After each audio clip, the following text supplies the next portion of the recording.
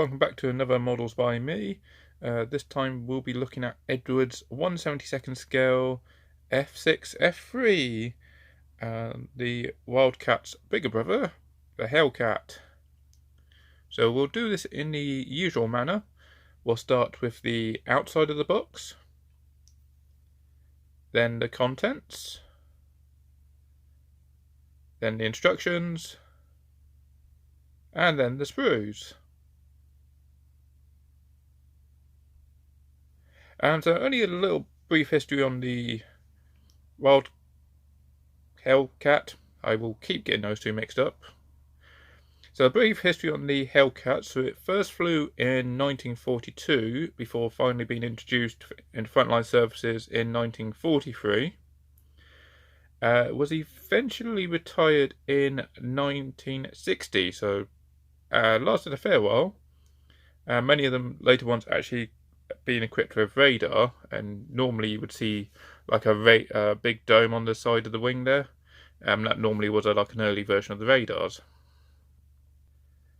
And the one last thing was that it shot down the most amount of enemy planes by any Allied naval fighter.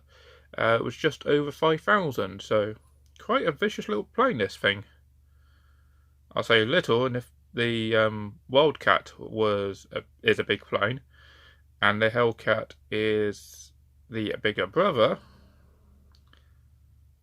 then that's going to prove interesting.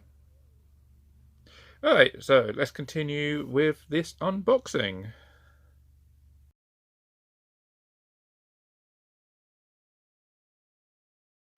So we'll start with the outside of the box. So Eduard's normal design with their boxes I've seen with these is you get a nice artwork of one of the two planes you get in this kit, and then you'll get a side view of a different one. That's quite common with most of the Eduard stuff I've seen. So we've got, let's say, quite a nice artwork of the actual one of the planes in flight, and a different one entirely with almost completely different colours. So yeah, you got a nice option there. 72nd weekend edition. So what Eduard is referring to as that is you start this Saturday morning, all day Saturday, all Saturday Sunday, plain simple, glue it together, paint it. Nothing fancy or extra required. Pretty simplistic box otherwise. So we'll have a look at the side here. So made in Czechoslovakia, F6F-3 again, 72nd. Got the box art on the side here, weekend edition, and a product code. That's all the various recycling bits. So we have same again. So we got actually, I say same again, a little bit different. So if you want to display the box this way, so you can actually still read what it says. So we got the front box art on the side again, but also the top view of this one. You can tell it's this one and not the other one because distinctively the tail and the top rib is white, while this one is just dark navy, which is what this one is. This side, so we have an unfocused camera. There we go. So it tells you all the colours. I believe, no, I was about to say I believe these are Humbro colours, but they're not. So we'll have a look on the inside what they are. But that's the basic of the colours you're going to need for this plane. So we got the F6F-3 flown by Lieutenant Lockridge, VF-38. I think that's their squadron. Somebody's going to correct me later. Guadalcanal in late 43, and the other one of Lieutenant Junior Grade, Arthur Singer, VF-15 of the USS Sussex. Essex, even. How did I get those two mixed up? October 24-25, 1944. Okay, that's interesting. That's just late 43. That one's specifically dated. Okay, and yep. The weekend edition of an unassembled scale plastic kit. That's nice to know. The last side here, yes, he did this again. So if you want to display the box this way round, you can read the barcode. And you can actually still read what the rest of it is. So yeah, that's quite... so we've got the box art again on the side. Kit information page, so if you want to scan that, go ahead. There you go. Oh, voice went. There you go. Right, they got the product code there again, and the barcode if you have to scan in that. Underside. Bit of a grubby box, but it's a cardboard box.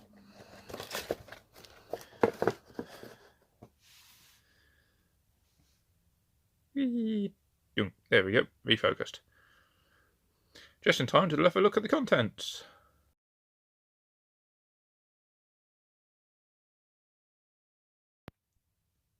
Thank you, title card. Right, let's have a look. So we have a box. On the inside we have instructions. We got all the sprues nicely bagged together in a resealable bag. Yep, resealable bag. So there you go. You can even tell from here that's a big play. And then the decals, which they're up or down. There we go. Alright, sorry, noisy car outside. So have a look at some of these decals quickly. So all the tiny ones, some of these are optional, but very nice. Eduard do something slightly different. So instead of giving all of them numbers, they all have letters. So W here, using the corner, there you go, the corner of the plastic card even. The W here represents, or at least one of these two decal options. And when we look here, W is nowhere to be seen. Well, I'm just being blind. There it is. That's W. So that'll be W. So yeah,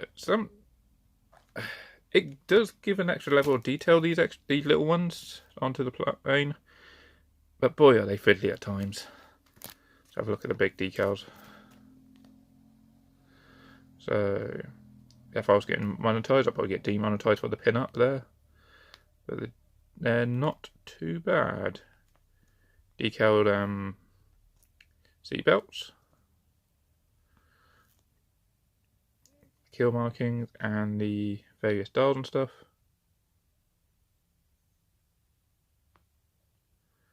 Which quite nice. I would get it out, but I don't know, it's got like a paper film over, or tissue paper film over the top. So I like this one I like to keep in there. And that is it for the box. So let's continue on with the next step.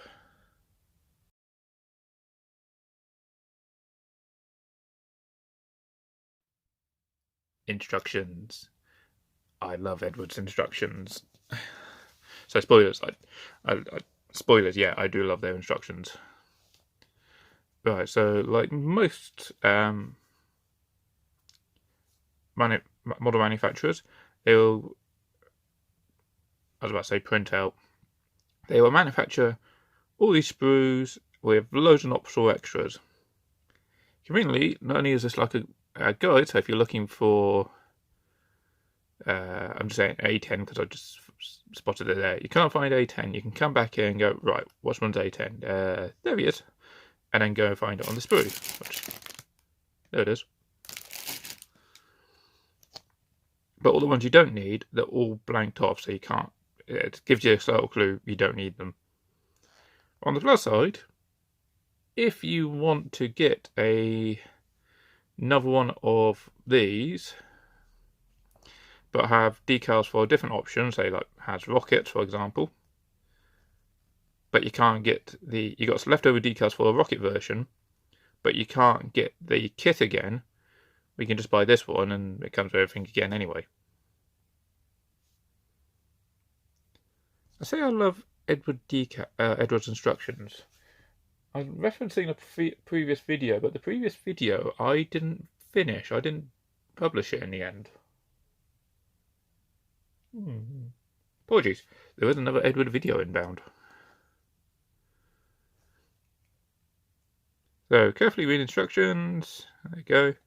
And then all the bits at the bottom. So we've got optional, bend, open hole, systematic assembly. So if you're making it for the right side, you've got to make it for the left side. Remove and reverse side. So, okie dokie. Open up, as per usual, we'll start with the cockpit section. So we've got the floor, one of the instrument columns on the side, and the backrest. Then you put the front instrument panel on, seat, and the control column. And then the other side, all the instruments on this side, probably more the levers than anything else, foot pedals, and more decals. So yeah, you can already spot, you can either paint these, or if optionally, you can put all the decals on. So yeah, that's quite a nice feature they do there. Next, we put it into the fuselage. So one of the first bits here, it's already marked up in blue, so it's just like heads up, you need to do this bit first. If you're making option A, you need to cut that hole off, which will be the same on this side as well, before gluing in. I'm guessing that's an extra vent or something there. A couple of side bits for the windows, and you've got to put the tail wheel in. Next, you've got to make the wings. So the 350 cals are separate pieces. What the? Huh. Normally I'm used to seeing that, or the machine gun sticking out on like one of the wings, but okay, they left it as a separate piece. I'm guessing, knowing Eduard, that is for aftermarket reasons. So you can display it with like the machine guns out, or like open up these panels. Yeah, Eduard do a lot of things like that. And then there we go, glue the tail surfaces in, the horizontal stabilizers, and the wings in. These only up to this specific line, and they actually give you a nice guide here of how far down it should go.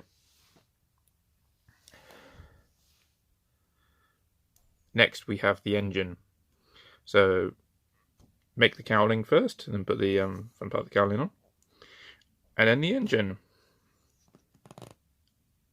It's a bit odd they haven't specifically stated this, but looking at this, it gives you the impression you can have a spinny propeller.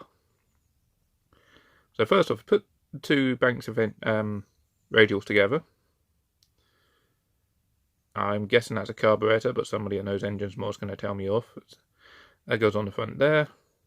Got the nose cone on, but then you put the little peg through there first. So sticking out, and then you can glue that onto the rest of the engine. The reason why I say I think this is spinny propeller, because these holes in the cone will fit the carburetor, which must mean that will hold the peg in place if you want spinny propeller. Or if you don't care, you literally just glue that to that, that to that, that to that, and that to that. Next step. Glue the engine. Well, glue the engine onto the fuselage and then glue the cowling onto the fuselage. One bit I haven't pointed out yet. It does give you the paints that you require for each step. If I jump back to the cockpit section for it again, you get all these extra bits that say paint this, paint this, paint this, and all these colours. So yeah, that's how Eduard do their painting on the interior. Next we have left wheel and right wheel. So choice of wheels, unfortunately it does not tell you if it's for option A or option B. Good luck. But basically, yeah, got the hubs, and then you got to put the tyres over the top. glue them onto the struts, and then put the covers over onto the side. I love how these like stage B, marking A. You gotta do the fuel tank. I'm guessing B for bomb, but it's definitely not a bomb, it's a fuel tank. Yep, so glue the two sides together and then put the little support arms on. Then we got right, bomb, left. Put all the wheels on the fuel tank onto the fuselage. P-tail tube and more landing gear covers. Next, do you want the window or the canopy open or closed? Also gives you a clue which way round if you get it at the orientation mixed up. So little notch and a larger frame at the goes at the back, small frame, and the little notch, the little rectangle does not fit all the way to the end. It's a little bit further back. So if you want it open, so you can have it back here, or if you want it closed, plus the front bit. If you are having it open, leave it off, and then after you finish painting it, then glue it on. You're welcome. And then we put the propeller on. We'll have a look at this. This one threw me a bit. So you got D15 or wire for the aerial. So you got the aerial, which would be for marking A, but if you're using marking B, it's just a wire. What's wrong with just the old aerial? Which I'm sure we'll see, because I think that is it for assembly. It is. So just to go on to the aerials, and yeah, so the Plate 43 Lockridge plane does have a very skinny aerial. I'm sure if you're making this thing and you don't have a bit of wire to use for that, nobody's going to really complain if you use the D13 aerial instead of a piece of wire. I wouldn't. It's your model at the end of the day. So a little bit of history on Arthur Singer's plane. So specifically why October 24-23 or 24-25 is because it's the Battle of Leyte Gulf. Okie dokie. So yeah, you got the paint guide. So all the paint you need will be at the bottom here. How to paint the plane up. Quite nice artworks these. I like them. And all the big decals. Only the big ones, so it's not too cluttered. And then there's, yep, so that's Singer's and Lockridge's plane. Bit of history on his.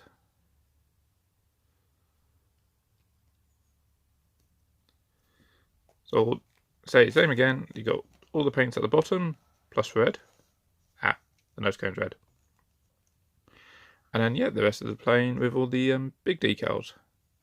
Reason for the big ones? There's all your little ones. If you missed that bit earlier when I was looking at the decals. So yeah, all the little ones are on a separate page, which thankfully doesn't clutter up this bit. So yeah, quite like how they do that. Right. Nice clear instructions. I do like these instructions. So, who wants to look at the sprues?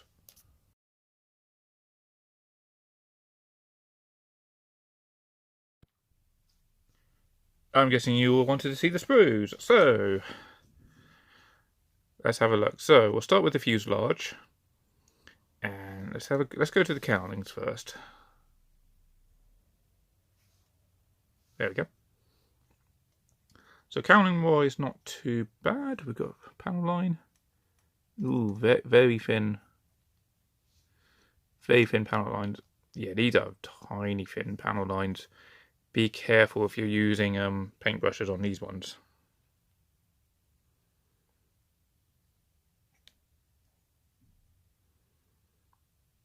There we go. So yeah, quite nice. All of very fine, very small raised rivets. They do look like raised rivets. Fuselage. Clearly see all the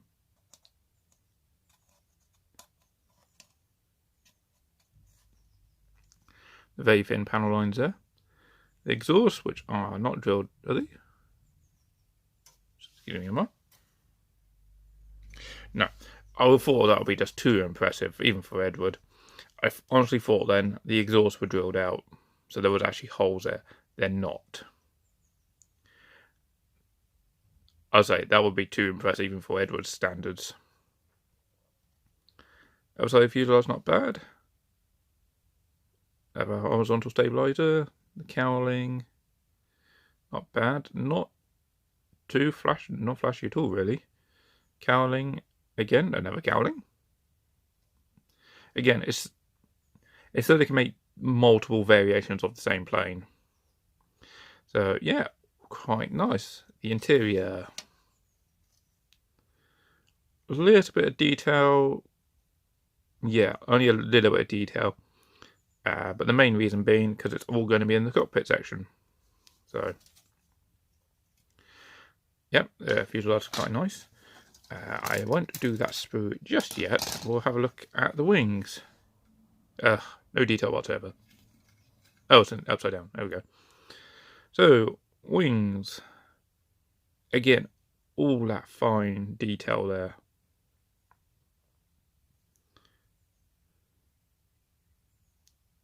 All the very, very fine rivets, the fine panel lines. Very nice. I do like that. Landing gear. That's what happens if you hit the pub. Right, landing gear bays. Very nicely detailed in there again. The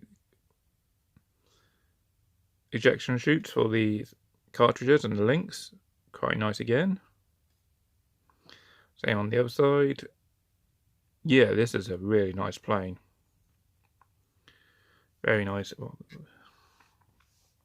put the wings up there out of the way. Yep. Alright, fuel tanks, and I'm guessing that's possibly a bomb. Not bad. We have one of the wheel hubs, which is quite nice. Engine.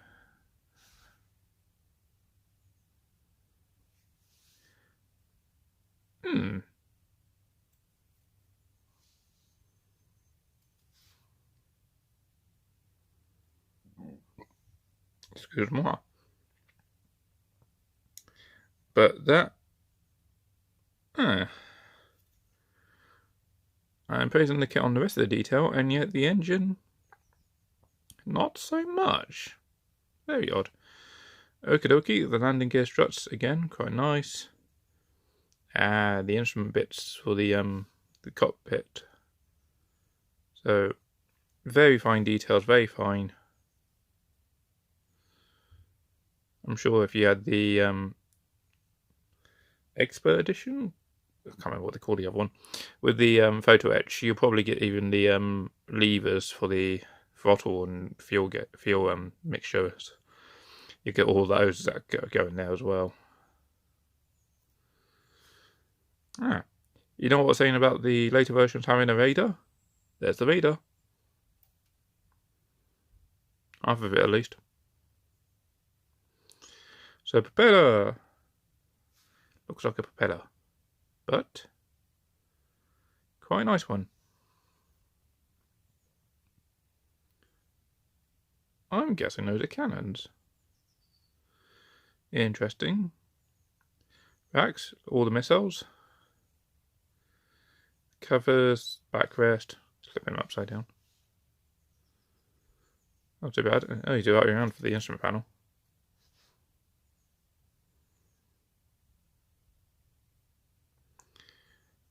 Pretty basic, but all the detail will be on the decal. So, recommend definitely some decal solution for that one to get it fit in there quite nicely. Another part of the engine, which not terribly keen on. Bit of a shame. Hub's quite nice. Again, what I think it's the bombs the other side of the fuel tank. The 50 caliber machine guns. Just plain old plastic rods. So yeah, overall,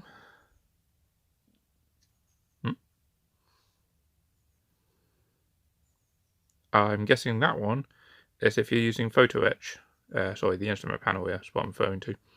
If you're using photo etch, you probably use that to glue it onto the top of. But yeah, very, very nice. The wheels are, so we've got the plain wheels, or are you going to pick it up? There you go. You can see this. The other wheels have tread on them. Yes, a model with tread on the wheels. So overall, quite nice. The engine let it down for me a little bit, but yeah, that's quite a nice sprue. And the clear plastics, let's get them out. Let's have a look.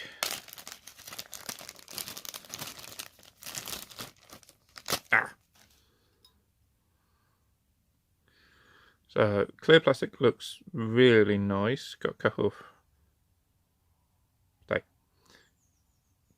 front canopy sections, couple of top, but we know we've got a couple for the top, for one open, one closed, and a couple of extra pieces. Some of the ones had an extra window that goes behind the this part of the canopy, so you can actually see a little bit further around. Guessing some editions I just got rid of it because there it is without him. The frame lines are completely out of focus. Focus on the plastic, not my hand. There we go. So the frame lines are very fine, and you can quite hear that, but that's, yeah, that's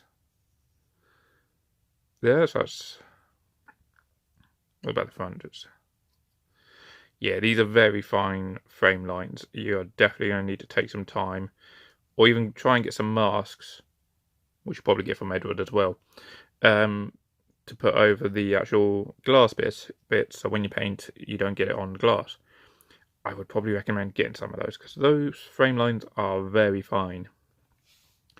Right, how clear are they? So let's have a look. Let's get the wings section back. So there we go, we can see the wings and through the windows. So the curve fit, unfortunately, as you would probably expect, warps the image a bit, but the side windows, which are flat, are very nice. You can even see some of the rivets still showing through. So yeah, very, very nice. So, okie dokie. And just for spoiler purposes, well, not spoilers, but because I literally still had the box out from the last video, size comparison. Hellcat, Wildcat. Yeah, so it's quite interesting. Much longer, and remember these things still have the engine and cowlings to go on the front of them. But size of the body, especially around the front there, is about the same, despite the fact the landing gear goes into the Wildcat over the Hellcat. But the length of the fuselage is much longer. And because, oh, those are the folded wings. Straight wings.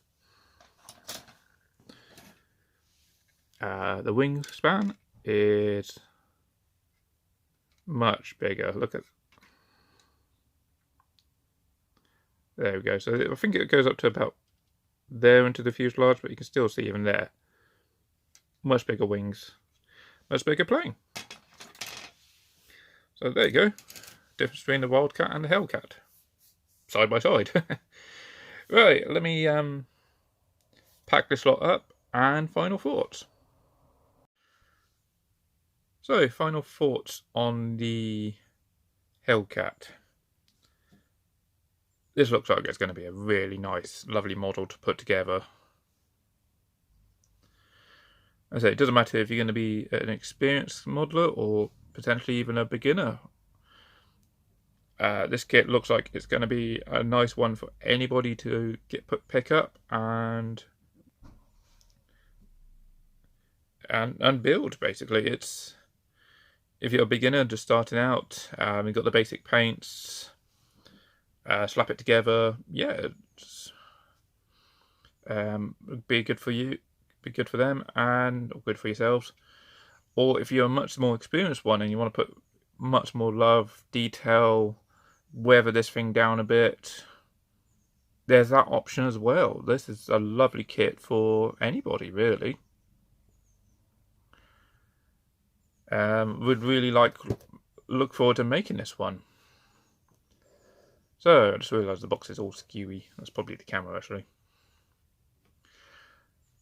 So I can't remember if I mentioned in the previous video. I'm going to just put some scores on the end, what I think about these planes I'm reviewing. I will backtrack onto some of the other ones I have reviewed as well and update them. So first off, skill level. What do I think this would be at for? So skill level 1 to 5, 1 being easy.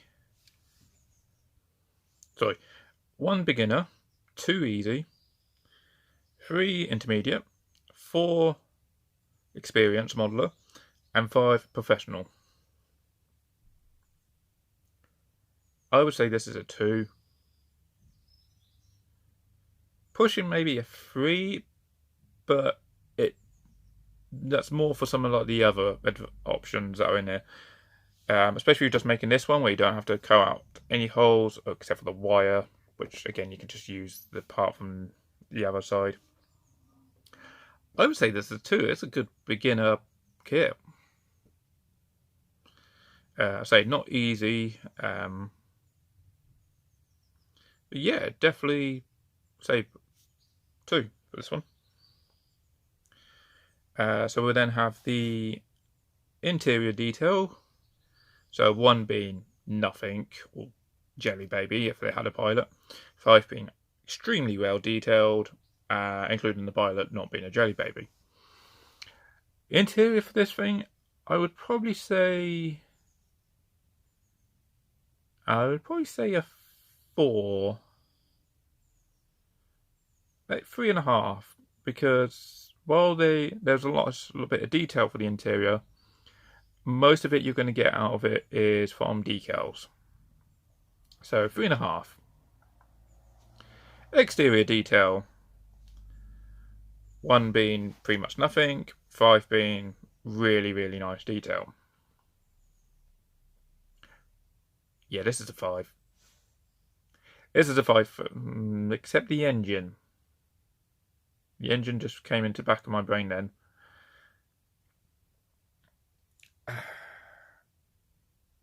Four and a half. The engine could be. I think the engine is like the radials, the actual cylinder heads. They could be probably a bit more detailed. So I'll say 4.5 for that. So I think that was about it, what I was going to do it on. So yeah, so we got 3.5 and a 4.5. So out of 10, we have 8. 8 out of 10. So not a bad kit, this one. If you liked the video, hit that like button. Comment, do you actually want me to continue with the my thoughts of the scores? So I continue, or just like not even worth it, just scrap the idea. I'll leave it up to you guys to let me know. And have you actually made this? Is it as easy as I think this is going to be, or actually is it a lot more challenging? Is there a lot of traps hidden with this kit? And subscribe for more. I'll see you on the next one. Bye.